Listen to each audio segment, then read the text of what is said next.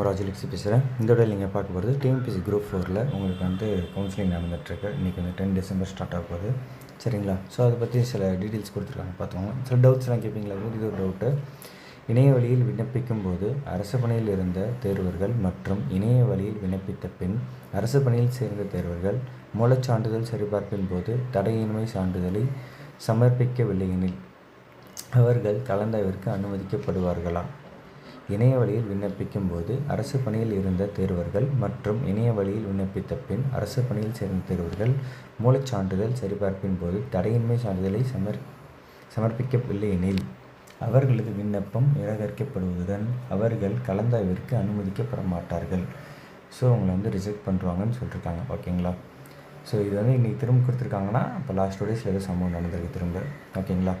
அவங்க அதனால தான் திரும்ப இந்த மாதிரி அப்டேட்ஸ் கூட சில நேரம் கொடுக்குறாங்க. ஓகேவா? Life and tech all the best.